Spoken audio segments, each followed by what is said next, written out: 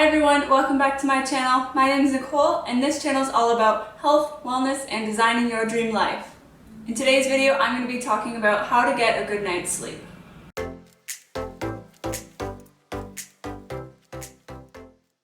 Now, I'm sure you all know that sleep is really important, but even with that knowledge, a lot of us aren't getting the best quality sleep that we could be getting. And when we're not getting the best sleep quality, that really impacts our health. Sleep is actually one of the 4 pillars of our health, along with exercise, nutrition, and stress management. So we all know that we should be getting between 7 to 9 hours of sleep per night. But just because you're laying in bed for those 7, 8, 9 hours doesn't necessarily mean that you're getting good sleep quality. There are different levels of sleep, from light sleep, deep sleep, REM sleep. That's where you end up dreaming.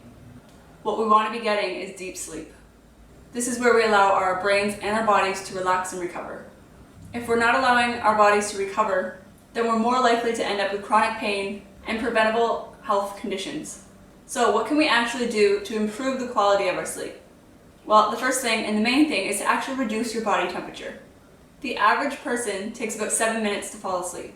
But with every degree that you reduce your body temperature, you fall asleep faster.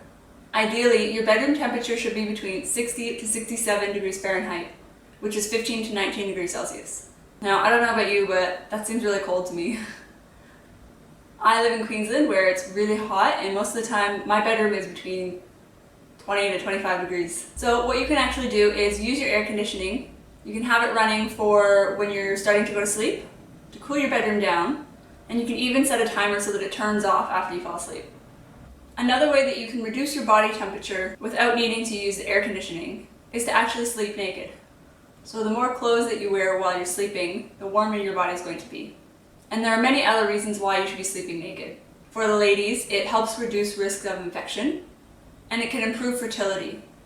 If you sleep next to your partner, then having that skin-on-skin contact can actually help increase your oxytocin, which improves your connection with your partner. So aside from your body temperature, there's other things that you can do that will help improve the quality of your sleep.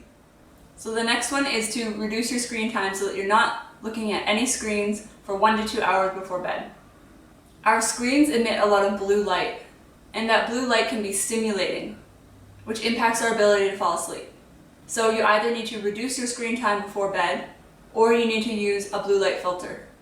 You should also be dimming your lights 1 to 2 hours before bed. This helps sync our circadian rhythms. So our circadian rhythms are basically our body's internal clock. And most of the time it's in sync with the sun. But we tend to stay up much later than the sun. So what you want to do is turn off your lights and have your house as dark as you can have it before you go to sleep.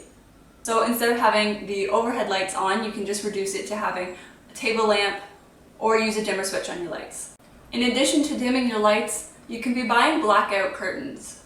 You want to try to sleep in complete darkness. So with your blackout curtains, it blocks out any of the lights that might be coming from street lights, cars outside, any outside lights. You want to try and have your room as dark as possible. Even things like phone chargers, if those give off lights, then you want to remove as much of that as possible from your room. You want to be aiming so that you can't see your own hand in front of your face. You should also be limiting the amount of caffeine that you have before bed. And by that I really mean that you shouldn't be having caffeine for 8 hours before you go to sleep.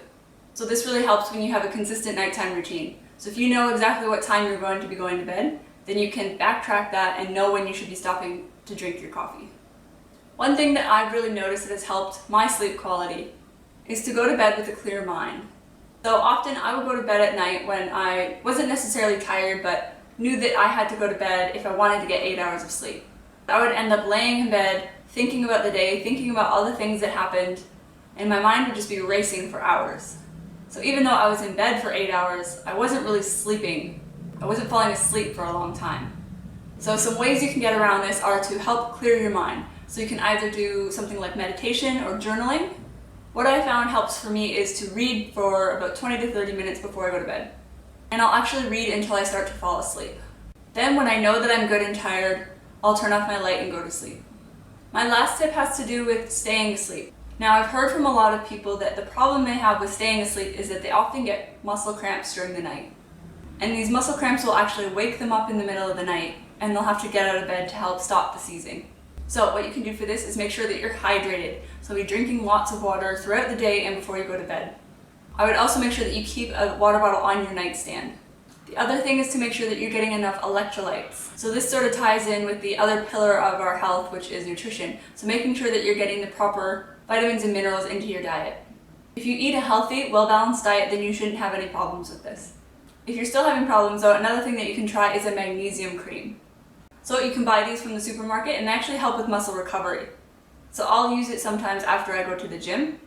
But basically it's just a cream and you want to rub it onto the muscles that you often get muscle cramps. For me it tends to be my calves, but for you it might be different areas. Okay, that's all the tips that I have for you today. If you have any questions or comments, leave them in the section down below. What tip did you find most useful? Or if there's any that I didn't mention, let me know in the section down below. If you haven't seen my last video, make sure you check it out. My 10 healthy habits that you should start today. Alright, thanks so much for watching and I'll see you in the next one. Bye guys!